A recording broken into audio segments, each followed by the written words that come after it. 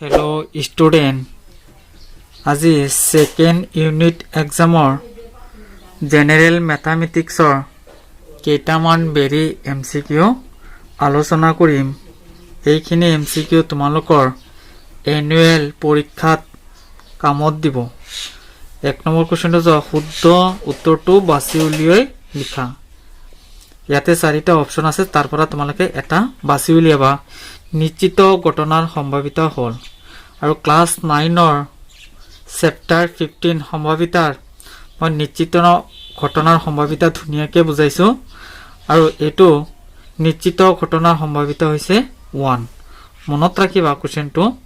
তেন্তে 1 নম্বৰটো হ'ব আৰু খ নম্বৰটো চোৱা। এটা লৰুগুটি এবাৰ দলিওৱা হল, মুঠ ফলাফল হ'ব। যেতিয়া তুমি লৰুগুটি এটা দলিয়াই দিবা, আসলতে তাত সংখ্যা থাকে 6টা। ধৰি লও 1 2 3 4 5 6, তেন্তে মুঠ ফলাফল হ'ব 6টা। তেন্তে 3 নম্বৰটো হ'ব। এটা মুদ্ৰা দুবাৰ টছ কৰা হল, মুঠ ফলাফলৰ সংখ্যা। যেতিয়া এটা মুদ্ৰা তুমি টছ কৰিবা, তেতিয়া মুঠ ফলাফল ধৰিলা এনেকুৱা হেড হেড টেল টেল বা টেল হেড বা হেড টেল। তেন্তে মুঠ ফলাফল হ'ব 4টা। হেড হেড টেল টেল টেল হেড হেড টেল। তেন্তে অপচন হ'ব 4 নম্বৰটো। এতিয়া চোৱা তলৰ কোনটো এটা বৰ্গ সংখ্যা। এতিয়া 2টো আসলতে বৰ্গ সংখ্যা নহয়, 10ও বৰ্গ সংখ্যা নহয়, 26ও বৰ্গ সংখ্যা নহয়। এতিয়া 7 স্কয়াৰ মানে হৈছে 49। তেন্তে 49টো এটা বৰ্গ সংখ্যা। তাৰ পিছতো চোৱা তলৰ কোনটো বৰ্গ সংখ্যা নহয়। এতিয়া কোনটো বৰ্গ 1ৰ স্কয়াৰ কৰিলে 1 হ'ব, এটো বৰ্গ সংখ্যা হয়। 2 স্কয়াৰ কৰিলে 4, এটো বৰ্গ সংখ্যা হয়। 4 স্কয়াৰ কৰিলে 16, এটো বৰ্গ সংখ্যা হয়। কিন্তু 35টো এটা বৰ্গ সংখ্যা নহয়। এতিয়া প্ৰথম নম্বৰটো চোৱা। তলৰ কোনটো ত্ৰিভুজীয় সংখ্যা। এতিয়া ত্ৰিভুজীয় সংখ্যা উলিয়াবলৈ হলে এটা সূত্ৰ আছে। সূত্ৰটো হৈছে এনেকুৱা n +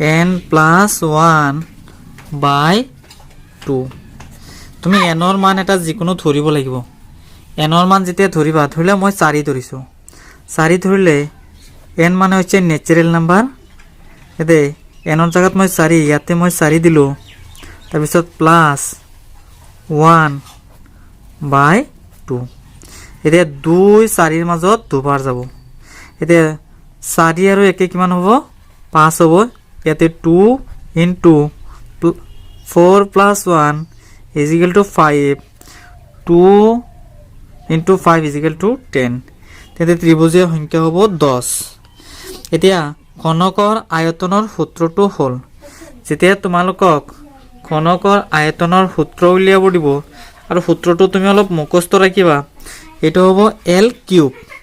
L মানে হৈছে দিক, তেন্তে দিক কিউব। অপচন হ'ব 2 নম্বৰটো। আয়তীয় ঘনকৰ আয়তন হৈছে, আয়তীয় ঘনকৰ আয়তনৰ সূত্ৰটো হৈছে LBH। L মানে হৈছে দিক, B মানে হৈছে প্ৰস্থ, H মানে হৈছে উচ্চতা। তেন্তে অপচন হ'ব 2 নম্বৰটো। এতিয়া চোৱা এইটো চোৱা -12ৰ বৰ্গ হৈছে। এতিয়া বৰ্গ মানে হৈছে একেটা সংখ্যা সাধাৰণতে দুবাৰ পূৰণ কৰা। তেতিয়া -12টো দুবাৰ পূৰণ কৰিব লাগিব। ইয়াত চোৱা -12 * -12 মাইনাসে মাইনাসে প্লাস হ'ব আৰু 12ৰ লগত 12 যেতিয়া পূৰণ কৰিবা তেতিয়া 144। কিন্তু বেছিভাগ তোমালোকে এই 1 নম্বৰ আনসাৰটো দিয়া। এটো দিলে তোমাৰ ৰং হ'ব। তেন্তে তুমি মাইনাসে মাইনাসে যে প্লাস হৈ যাব, তেন্তে এইটো দিবা। 1ৰ পৰা 20ৰ লৈকে মুঠ বৰ্গ সংখ্যা হ'ল। তেতিয়া 1ৰ পৰা 20 লৈ মুঠ বৰ্গ সংখ্যা হ'ল। যেতিয়া তুমি 1 স্কয়াৰ কৰিবা তেতিয়া 1 হ'ব। যেতিয়া 2 স্কয়াৰ কৰিবা তেতিয়া কিমান হ'ব? 4 হ'ব। 3 স্কয়াৰ কৰিলে কিমান হ'ব? 9 হ'ব। আৰু 4 স্কয়াৰ কৰিলে 16 হ'ব 5 স্কয়াৰ কৰিলে 25 হ'ব কিন্তু 20তকৈ বেছি হৈ গ'ল তেন্তে কেইটা সংখ্যা ওলাল এটা দুটা তিনিটা চাৰিটা তেন্তে অপচন নম্বৰ 2 নম্বৰটো আৰু অনুগ্ৰহ কৰি মোৰ চেনেলটো অলপ সাবস্ক্ৰাইব কৰি দিবা প্লিজ